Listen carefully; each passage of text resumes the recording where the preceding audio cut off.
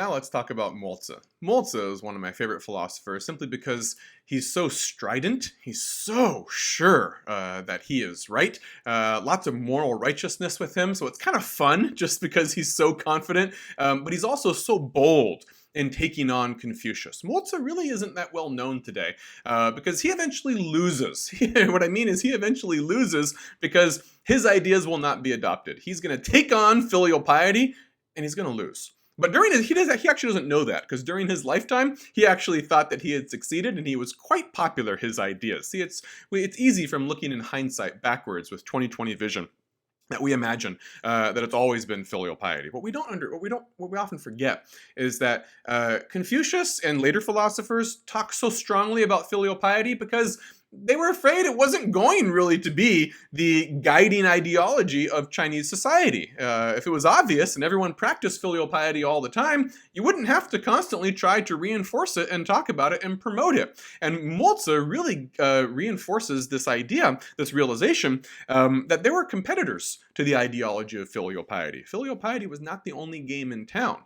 Now, Mozi, he's going to flourish in the late 5th century BC. All right, so almost 100 years after Confucius, maybe not quite that much. But by this point, as we get further and further away from Confucius, the main historical context, political context we need to understand is simply that there's a lot more fighting going on. Remember those few little states that were starting to spring up in the wake of the weakening of the Zhou dynasty and the Golden Age? Now there's a lot of those, and they're getting stronger and stronger, and there's a lot more warfare going on, a lot more human suffering and exploitation. Eventually, right after Mozi's life, we're going to get to an era known as the Warring States era, about the 400s to 221 BC with the foundation of the First Empire. Warring States, about 200 years or so, which is this constantly intense warfare among, 10 or so major states in the Chinese heartland based around the Yellow River in the north. Now, Mozi is going to be notable for a lot of things. This is why it's so unfair that he's so much neglected. First of all, he's going to provide our first coherent narrative voice in Chinese literary history. Remember, the Analects was sort of a loosely connected, I don't want to say fortune cookie wisdom because that gets us into sort of pejorative Orientalism, but it really does read like a lot of little fortune cookies pasted together that has to be, interpreted by outsiders to really understand what this all means, and is this a coherent argument or anything like that, or is it just some pithy observations about major themes in the lives of human beings who live in densely clustered communities? Mozi is not going to be like that. Mozi is going to be a connected, tight literary narrative in which he has an argument he wants to make. He's going to marshal evidence to do it, and he's going to try to convince you that he's right. And it's hard not to know what Mozi wants you to know because he's very, very clear about what he wants to say. That's why it's also easy to catch him sort of contradicting himself because he's so clear with his evidence. It's very simple language too. This isn't the first use of logic that we've ever seen before, but it's the first time that it's going to be recorded, that someone wants to convince you of their position and they're going to use logical arguments with evidence to convince you of that. All right. So what exactly is Mozi going to try to argue with his logic? Well, what is his alternative to filial piety? His alternative to filial piety is what's known as universal love.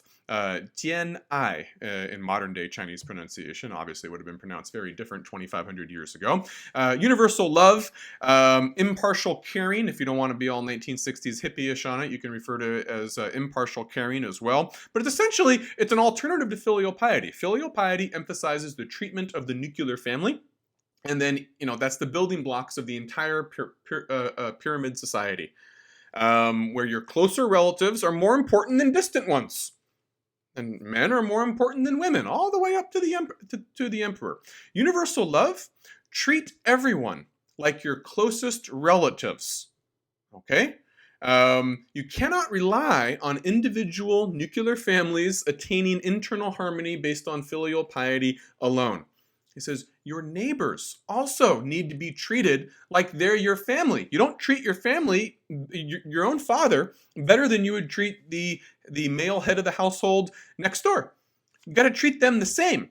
Only then, if we're all looking out for our neighbors the same way we look out for ourselves, will we be able to truly have a harmonious society. Filial piety says is selfish, and it's very partial. You're partial to that which is closer to you. He says, I want an impartial philosophy. Would you feel comfortable, he says, if a man has to go on a business trip, would he want to leave his family in the care of a partial society or an impartial society? He says, filial piety, Confucius' idea, that's partial. Mine is impartial. You can be secure with my philosophy that your neighbor would look after your family. Better than a Confucian society would, in which they're only going to care about their own family and their own relatives in a finely graded hierarchy. I don't have that finely graded hierarchy. We're all going to look after each other. Right? This was a very popular idea.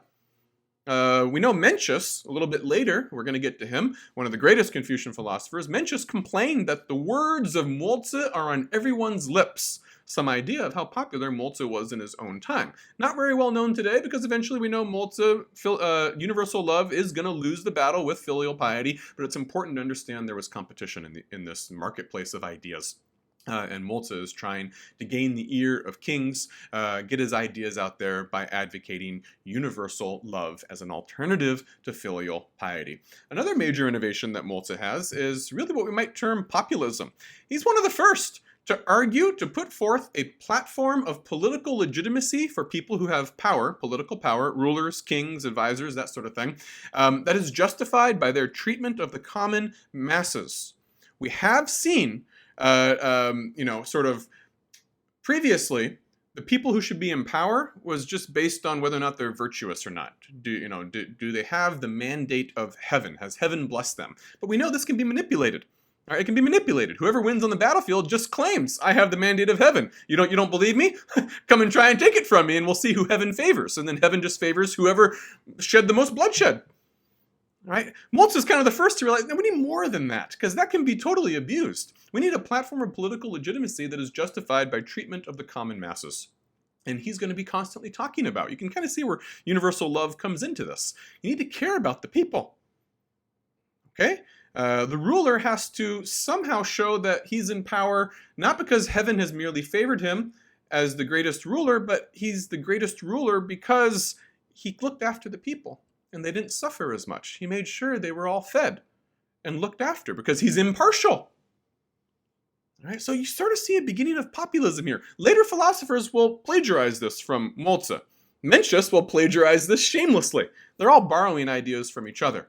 But Mozi is really the first to sort of talk about this. Previously, the masses, the people, they weren't really on the radar screen of the early philosophers, or definitely the texts from the Zhou dynasty. Mozi is the first to say the people have to be on the radar screen.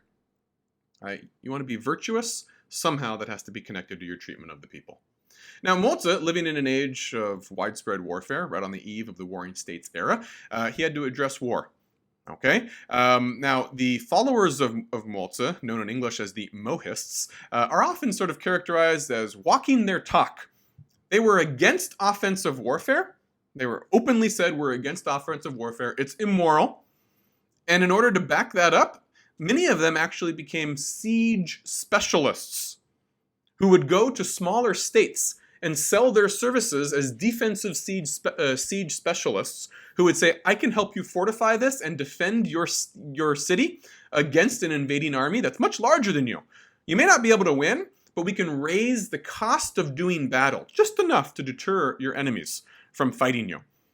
Okay, so, they really had some substance behind their rhetoric as well, and they weren't merely talkers. They were doers also, all right? And they railed against offensive warfare. Here's a great example of sort of the logical narrative argument that Mozi makes. I haven't really given you a good example of this yet. All right, here's your example. It's the anecdote known as black versus white.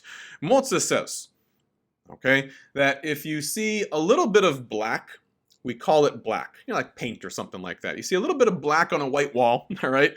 We call it black. But then if we paint the whole wall black and it's just all black, suddenly we call that white. It says, does that make any sense? No, it's just a lot more black. This is very simple, right? Then he takes that by analogy and starts talking about warfare. And it says, if a human being murders another human being, that's homicide, right? You're going to be punished as a criminal, right? So why is it that we recognize a single murder as a heinous act, but the murder of 10,000 people is seen as a great king who has won on the battlefield and has the mandate of heaven? He says, no, no, no, no. That's like calling a little bit of black, black, and a lot of black, white. It's the same thing. That's why offensive warfare is so immoral. Right? Now, part of the problem here is that Moltke also needed a job. And jobs for his line of work, harnessing the knowledge of the golden age, reinterpreting it, and then packaging it for a ruler who's going to pay you as his court advisor. Those kings all want to go to war most of the time, okay? And they're not going to hire an advisor who never lets them go to war. So Moltke needed a loophole. What we're going to see here is the first sort of contradictory statement. We have our first logic, our first narrative arguments, and our first hypocrites. Moltke is our first hypocrite as well, because he comes up with a loophole how they can still go to war, even though he's technically against offensive warfare. He says, okay, warfare is okay if it's not offensive warfare, if it is, quote, punitive punishment sanctioned by omens and the portents of heaven. What does that mean? Punitive punishment sanctioned by omens and the portents of heaven. It means that if another state is acting immorally, then you can go attack them. But it's not an attack anymore, because heaven has given us signs that they're an immoral ruler who has to go. And it's a just thing to eradicate them and liberate their people. How do we know that it's time that heaven sanctions this? Heaven will give portents and omens. Who's going to interpret those portents and omens? Because it's going to be things like the alignment of the stars, comets in the sky, the weather, that sort of stuff, all right? Well, Moltke, of course, Moltke and his followers, they will interpret the omens and the portents of heaven. Oh, how convenient. So you can see how this can be abused as well.